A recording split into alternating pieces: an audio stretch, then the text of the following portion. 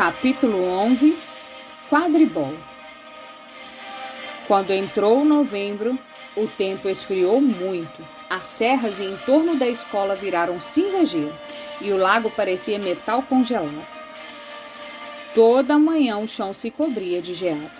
Hagrid era visto das janelas dos andares superiores do castelo degelando vassouras no campo de quadribol, enrolado num casacão de pele de toupeira, com luvas de coelhos e enormes botas de castor. Começara a temporada de quadribol. No sábado, Harry estaria jogando sua primeira partida depois de semanas de treinamento. Grifinória contra Sonserina. Se Grifinória ganhasse, subiria para o segundo lugar no campeonato das casas. Quase ninguém vira Harry jogar porque o livro decidira que, sendo uma arma secreta, a participação de Harry deveria ser mantida em segredo. Mas, de alguma forma, a notícia que jogaria como apanhador vazara e Harry não sabia o que era pior. Se as pessoas dizerem que ele seria brilhante ou dizerem que iria ficar correndo embaixo dele com um colchão. Era realmente uma sorte que Harry agora tivesse Hermione como amiga. Não sabia como poderia ter dado conta dos deveres de casa sem ela, diante dos treinos de quadribol convocados por Olivia à última hora. Ela também lhe emprestara o livro Quadribol através dos séculos, que acabara rendendo uma leitura muito interessante. Harry aprendera que havia centas maneiras de cometer faltas em quadribol e que todas haviam ocorrido durante a Copa Mundial de 1473, que os apanhadores eram em geral jogadores menores e mais velozes, e que a maioria dos acidentes graves no quadribol parecia acontecer com eles, que embora as pessoas raramente morressem jogando quadribol, havia juízes que tinham desaparecido e reaparecido meses depois no deserto do Saara. Hermione tornara-se menos tensa com relação às infrações ao regulamento, desde que Harry e Ron a tinham salvado do trasgo montanhês e se tornara uma pessoa mais simpática. Na véspera da primeira partida de quadribol de Harry, os três foram até a quadra congelada durante o intervalo das aulas e ela fizera aparecer para eles um fogo azulado muito vivo, que podia ser levado para toda parte em um frasco de geleia. Achavam-se parados de costas para o fogo se esquentando quando Snape atravessou o pátio. Harry reparou logo que Snape estava mancando. Harry, Ron e Hermione se aproximaram mais para esconder o fogo com o corpo. Tinham certeza de que era proibido. Infelizmente, alguma coisa em suas caras culpadas atraiu a atenção de Snape. Ele veio mancando até onde eles estavam. Não vira o fogo, mas parecia estar procurando uma razão para ralar com eles. Que é que você tem aí, Potter? Era o quadribol através dos séculos. Harry mostrou. Os livros da biblioteca não podem ser levados para fora da escola, falou Snape. Me dê aqui. Menos 5 pontos para a Grifinória. Ele acabou de inventar essa regra, murmurou Harry com raiva enquanto Snape se afastava. O que será que houve com a perna dele? Não sei, mas espero que esteja realmente doendo, falou Rony com azedume. A sala comunal da Grifinória estava muito barulhenta naquela noite. Harry, Ron e Hermione sentaram-se junto a uma janela. Hermione verificava os deveres de Harry e Ron para a aula de feitiços. Ela nunca os deixava copiar. Como é que vocês vão aprender? Mas, ao lhe pedirem para ler os trabalhos, eles recebiam as respostas certas do mesmo jeito. Harry sentia-se inquieto. Queria de volta o quadribol através dos séculos para se distrair do nervosismo que a partida do dia seguinte estava lhe provocando. Por que deveria ter medo de Snape? Levantou-se e disse a Ron e Hermione que ia pedir a Snape para lhe devolver o livro. Antes você do que eu, responderam eles juntos, mas Harry tinha a impressão de que Snape não iria recusar se houvesse outros professores ouvindo. Ele foi à sala dos professores e bateu à porta. Não obteve resposta. Bateu outra vez, nada. Talvez Snape tivesse deixado o livro na sala. Valia a pena tentar. Entreabriu a porta e espiou para dentro, e deparou com uma cena horrível. Snape e Filch estavam lá dentro sozinhos. Snape segurava as vestes acima do joelho. Uma das pernas sangrava lacerada. Filch entregava ataduras a Snape. Droga, dizia Snape. Como é que se pode ficar de olho em 3 cabeças ao mesmo tempo? Harry tentou fechar a porta sem fazer barulho, mas Potter, o rosto de Snape contorceu-se de fúria ao mesmo tempo que ele largava as vestes para esconder a perna. Harry engoliu em seco. Eu vim saber se o senhor poderia devolver o meu livro. Saia, saia! Harry saiu antes que Snape pudesse descontar algum ponto de Grifinória e voltou correndo para baixo. Conseguiu? Perguntou Rony quando Harry se reuniu a eles. Que aconteceu? Num murmúrio, Harry lhe contou o que via. Sabe o que isso significa? Terminou sem fôlego. Ele tentou passar pelo cachorro de 3 cabeças no dia das bruxas. Era para lá que estava indo quando vimos. Ele quer a coisa que o cachorro está guardando. E aposto a minha vassoura como ele deixou aquele trasgo entrar para distrair a atenção de todos. Os olhos de Hermione estavam arregalados. Não, ele não faria isso. Sei que ele não é muito simpático, mas não tentaria roubar uma coisa que Dumbledore estivesse guardando a 7 chaves. Sinceramente, Hermione, você pensa que todos os professores são santos ou coisa parecida? Disse-lhe Rony com rispidez. Concordo com Harry. Acho que Snape faria qualquer coisa. Mas o que é que ele está procurando? O que é que o cachorro está guardando? Harry foi se deitar com a cabeça zunindo com aquela pergunta. Neville roncava alto e Harry não conseguia dormir. Tentou esvaziar a cabeça. Precisava dormir. Tinha de dormir. Ia jogar sua primeira partida de quadribol dentro de algumas horas.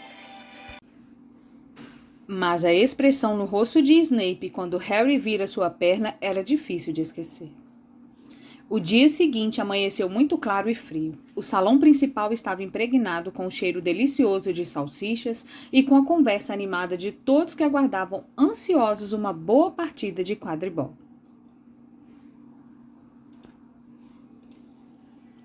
Você tem que comer alguma coisa.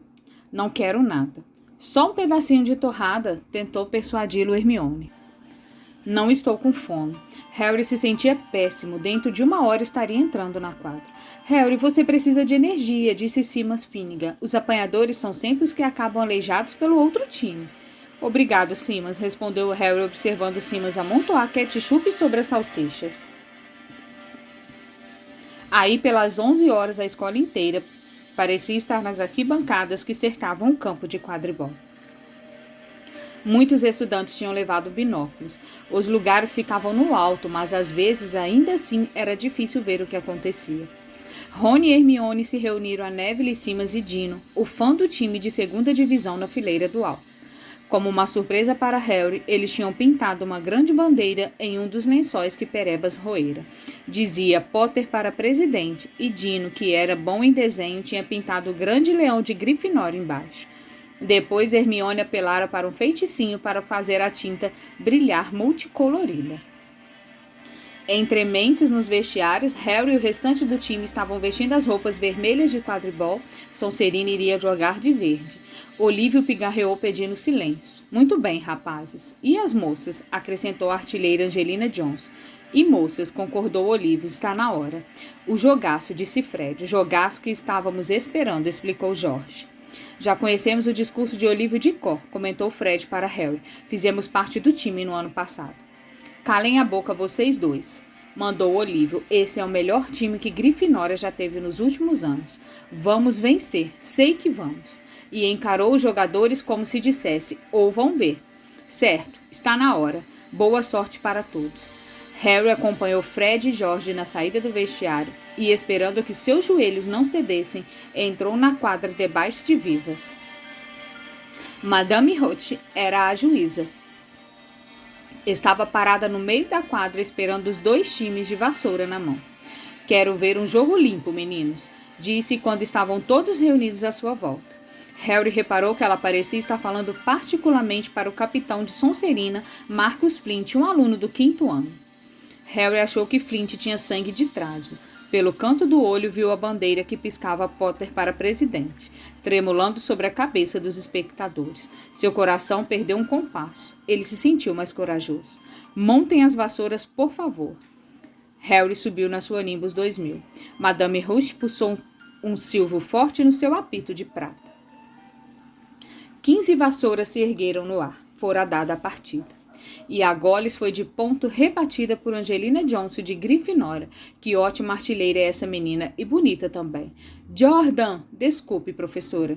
Os amigos do James Weasley, Lino Jordan, estavam irradiando a partida, vigiado de perto pela professora Minerva. E ela está realmente jogando com força total. Um passe lindo para Alice Snippet. Um bom achado de Olivia Wood. No ano passado ficou no time de reserva. De volta a Johnson e não, Sonserina tomou a goles. O capitão de Sonserina rouba a goles e sai correndo. Marcos está voando como uma águia lá no alto. Ele vai, mas não. Foi impedido por uma excelente intervenção do goleiro de Grifinória, Olívio, e Grifinória fica com a goles. No lance, a artilheira Cat Bell de Grifinória dá um belo mergulho em volta de Marcos e sobe pelo campo e... Ai, essa deve ter doído. Ela levou um balaço na nuca. Perdeu a goles para Sonserina. Agora, Adriano Pucei corre na direção do gol, mas é bloqueado por um segundo balaço, arremessado por Fred ou George Weasley. Mais difícil dizer qual dos dois. Em todo caso, uma boa jogada do batedor de Grifinória e Johnson tem outra vez a posse da goles. O caminho está livre à sua frente e lá vai ela, realmente voando. Desvia-se de um balaço veloz, as balizas estão à sua frente. Vamos, agora, Angelina. O goleiro Bletchley mergulha. Não chega a tempo. Ponto para Grifinória. A torcida de Grifinória enche de berros o ar frio e a torcida de Sonserina de lamentos. Cheguem para lá, vamos. Rubio! Rony e Hermione se apertaram para abrir espaço para Hagrid se sentar com eles. Estive assistindo da minha casa, disse Hagrid, indicando um grande binóculo pendurado ao pescoço. Mas não é a mesma coisa que assistir no meio da multidão. Nem sinal do pomo ainda, não é? Não, respondeu Rony. Harry ainda não teve muito o que fazer. Pelo menos não se machucou. Já é alguma coisa, disse Hagrid, levantando o binóculo e espiando o pontinho que era Harry lá no céu. Muito acima deles, Harry sobrevoava a jogo procurando um sinal do pomo. Isso fazia parte da estratégia montada por ele e Olívio. Fique fora do caminho até avistar o pomo, dissera Olívio. Não queremos que você seja atacado sem necessidade. Quando Angelina marcou, Harry tinha feito uns loops para extravasar a emoção. Agora voltava a procurar o pomo. Uma vez avistou um lampejo dourado, mas era apenas um reflexo do relógio de um dos gêmeos e outra vez um balaço resolveu disparar em sua direção. E mais parecia uma bala de canhão, mas Harry se esquivou e Fred veio atrás dela. Tudo bem aí, Harry? Ele tivera tempo de gritar ao rebater o balaço com fúria na direção de Marcus Flint.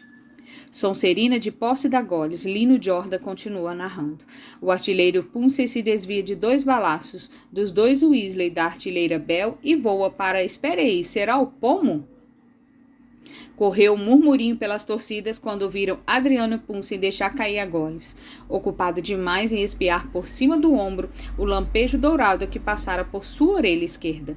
Harry via, tomado de grande agitação, mergulhou em direção ao rastro dourado. O apanhador de Sonserina, Terêncio Higgs, vira o pomo também. Cabeça a cabeça, eles se precipitaram em direção ao pomo. Todos os artilheiros pareciam ter esquecido o que deviam fazer. Pararam no ar para observar. Harry foi mais rápido que Terêncio. Estava vendo a bolinha redonda, as asas batendo, disparando para o alto. Imprimiu mais velocidade. Oh! Um rugido de raiva saiu da torcida de Grifinória abaixo. Marcus Flint tinha bloqueado Harry de propósito e a vassoura de Harry perdeu o rumo. Harry segurou-se para não cair. Falta! Gritou a torcida de Grifinória. Madame Hook dirigiu-se aborrecida a Marcos e em seguida deu a Grifinória um lance livre diante das balizas. Mas na confusão, é claro, o pomo de ouro desaparecera de vista outra vez. Nas arquibancadas, Dino Thomas berrava. Fora com ele, juíza, cartão vermelho. Isso não é futebol, Dino, lembrou Rony. Você não pode expulsar jogador de campo no quadribol. E o que é um cartão vermelho? Mas Hagrid ficou do lado de Dino. Deviam mudar as regras. Marcus podia ter derrubado Harry no ar. Lino Jordan estava achando difícil se manter neutro. Então, depois dessa desonestidade óbvia e repugnante, Jordan, ralhou a professora Minerva. Quero dizer, depois dessa falta clara e revoltante, Jordan, estou lhe avisando. Muito bem. Marcus quase matou o apanhador da Grifinória, o que pode acontecer com qualquer um, tenho certeza. Portanto, uma penalidade a favor de Grifinória. Snape bate para fora sem problemas e continuamos o jogo. Grifinória ainda com posse da bola. Foi quando Harry se desviou de mais um balaço que passou com perigoso efeito ao lado de sua cabeça e que a coisa aconteceu. Sua vassoura deu uma perigosa e repentina guinada. Por uma fração de segundo ele achou que ia cair. Segurou a vassoura com firmeza, com as 2 mãos e os joelhos. Nunca sentira nada parecido antes. Aconteceu outra vez. Era como se a vassoura estivesse tentando derrubá-lo. Mas o Manimbus 2000 não decidia de repente derrubar seu cavaleiro. Harry tentou voltar em direção às balizas de Grifinória. Tencionava avisar Olívio para pedir tempo. E então percebeu que a vassoura se descontrolava, não conseguia virá-la. Não conseguia dirigi-la. Ela zigue-zagueava pelo ar e de vez em quando fazia movimentos bruscos que quase o desequilibravam. Lino ainda comentava, Sonserina ainda com a posse, Marcos com a Goles, passa por Spinete, por Bel, atingido no rosto com força por um balaço, espero que tenha quebrado o nariz, é brincadeira, professora, Sonserina nunca marca. Ah, não, a torcida da Sonserina vibrava. Ninguém parecia ter notado que a vassoura de Harry estava se comportando de maneira estranha. Carregava-o lentamente cada vez mais alto, afastando-se do jogo, dando guinadas e corcoveando pelo caminho. Não sei o que Harry acha que está fazendo, resmungou Hagrid, e espiou pelo binóculo. Se eu não entendesse da coisa, eu diria que perdeu o controle da vassoura, mas não pode ser. De repente, as pessoas em todas as arquibancadas estavam apontando para Harry no ato. Sua vassoura começara a jogar para um lado e para o outro e ele mal conseguia se segurar. Então a multidão gritou. A vassoura dera uma guinada violenta e Harry desmontara. Estava agora pendurado, aguentando-se apenas com uma das mãos. Será que aconteceu alguma coisa à vassoura quando Marcos o bloqueou? Cochichou Simas. Não pode ser, respondeu Hagrid a voz trêmula. Nada pode interferir com a vassoura a não ser uma magia negra muito perigosa. Nenhum garoto poderia fazer isso como a Nimbus 2000. Ao ouvir isso, Hermione agarrou o binóculo de Hagrid, mas em vez de olhar para Harry no alto, começou a espiar agitadíssima para a multidão. Que é que você está fazendo? Gemeu Rony, rosto branco. Eu sabia, exclamou Hermione. Snape, olha. Rony agarrou o binóculo. Snape estava no centro das arquibancadas do lado oposto. Tinha os olhos fixos em Harry e movia os lábios sem parar. Ele está fazendo alguma coisa. Ele está azarando a vassoura, disse Hermione. Que vamos fazer? Deixe comigo. Antes que Rony pudesse dizer mais alguma coisa, Hermione desapareceu. Rony tornou a apontar o binóculo para Harry. A vassoura vibrava com tanta força que era quase impossível Harry se aguentar por muito mais tempo. A multidão se levantara, acompanhava com os olhos aterrorizados. Os gêmeos Weasley voaram para tentar transferir Harry a salvo para uma de suas vassouras, mas não adiantou. Toda vez que se aproximavam dele, a vassoura subia mais alto. Mantiveram-se em um nível mais baixo, fazendo círculos sobre Harry, obviamente na esperança de apará-lo se caísse. Marcus Flint apoderou-se da Goles e marcou 5 vezes sem ninguém reparar. Anda logo, Hermione, murmurou Rony desesperado. Hermione abrira caminho até a arquibancada onde estava Snape e agora corria pela fileira atrás dele. Nem parou para pedir desculpas quando derrubou o professor Quirrell de cabeça na fileira para frente. Ao chegar perto de Snape, ela se agachou, puxou a varinha e disse algumas palavras bem escolhidas. Chamas vivas e azuladas saíram de sua varinha para a barra das vestes de Snape. Levou talvez uns 30 segundos para Snape perceber que estava em chamas. Um grito súbito confirmou que Hermione conseguira o seu intento. Recolhendo fogo num frasquinho que trazia no bolso, ela retrocedeu depressa pela mesma fileira. Snape nunca saberia o que acontecera. Foi o suficiente. No alto, Harry conseguiu de repente voltar a montar a vassoura. Neville pode olhar, disse Rony. Neville passara os últimos 5 minutos soluçando no casaco de Hagrid. Harry estava voando rápido de volta ao chão quando a multidão o viu levar a mão à boca como se fosse vomitar. Ele pousou no campo de gatas, tossiu, e uma coisa dourada caiu em suas mãos. Apanhei o pombo. Gritou, mostrando no alto, e o jogo terminou na mais completa confusão. Ele não agarrou o pombo, ele quase o engoliu. Continuava a esbravejar Flint 20 minutos depois, mas não fez diferença. Harry não infringira nenhuma regra, e Lino Jordan continuava a gritar alegremente o resultado. Grifinória ganhara por 170 pontos a 60. Harry, porém, não ouvia nada disso. Hagrid lhe preparava no casebre uma xícara de chá forte em companhia de Rony e Hermione. Foi Snape, explicou Rony. Hermione e eu vimos. Ele estava azarando a sua vassoura, murmurando. Não despregava os olhos de você. Bobagens, disse Hagrid, que não ouvira uma única palavra do que se passara ao lado nas arquibancadas. Por que Snape faria uma coisa dessas? Harry, Rony e Hermione se entreolharam, imaginando o que lhe contar. Harry decidiu contar a verdade. Descobriu uma coisa, falou a Hagrid. Ele tentou passar pelo cachorro de 3 cabeças no dia das bruxas. Levou uma mordida. Achamos que ele estava tentando roubar o que o cachorro está guardando. Hagrid deixou cair o bule de chá. Como é que vocês sabem da existência do fofo? Fofo?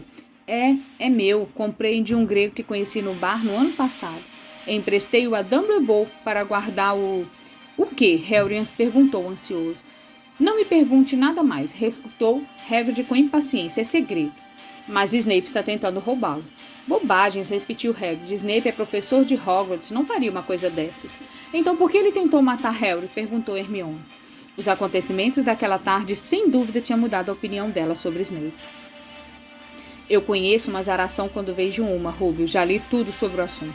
A pessoa precisa manter contato visual. E Snape nem ao menos piscava. Eu vi. Estou dizendo que vocês estão enganados, falou Hagrid com veemência. Não sei por que a vassoura de Harry estava agindo daquela forma, mas Snape não iria tentar matar um aluno. Agora escutem bem os três. Vocês estão se metendo em coisas que não são de sua conta. Isto é perigoso. Esqueçam aquele cachorro e esqueçam o que ele está aguardando. Isto é coisa do professor Dumbledore com Nicolau Flamel. Haha, exclamou Harry. Então tem alguém chamado Nicolau Flamel metido na jogada, é? Hagrid parecia furioso consigo mesmo.